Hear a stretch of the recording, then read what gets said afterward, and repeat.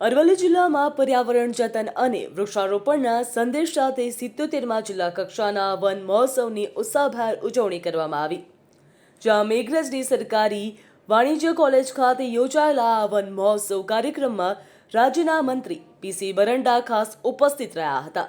મંત્રીની સાથે અરવલ્લી જિલ્લાના પોલીસ વડા, જિલ્લા ભાજપ પ્રમુખ તેમજ સ્થાનિક આગેવાનોએ પણ હાજરી આપી હતી. કાર્યક્રમ દરમિયાન પર્યાવરણની સુરક્ષા અને હરિયાળી વધારવા માટે વૃક્ષારોપણનું મહત્વ સમજાવવામાં આવ્યું. આ પ્રસંગે મોટી સંખ્યામાં ગ્રામજનો, નગરજનો અને કોલેજના વિદ્યાર્થીઓ ઉત્સાહભેર જોડાયા હતા.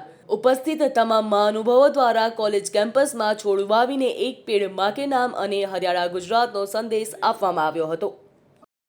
આજે અરવલ્લી જિલ્લાનો વન મહોત્સવ મેઘરજ ખાતે ઉજવવામાં આવ્યો. એમાં તમામ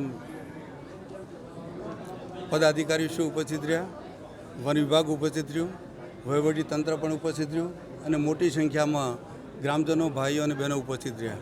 અને આજે આ 77મા વન મહોત્સવની અંદર ગામડાની અંદર કેવી રીતે વધારે વૃક્ષો વવાય અને માનનીય પ્રધાનમંત્રીશ્રીનું આહવાન છે કે આખા દેશની અંદર એક પેડ માં કે નામ પર એ અભિયાન 3 અંતર્ગત આખા દેશની અંદર આ વૃક્ષ વવાય અને વધારેમાં વધારે આ ગુજરાત હરિયાળું બને એ માટેના તમામ પ્રયત્નો આ વન વિભાગ દ્વારા કરવામાં આવશે.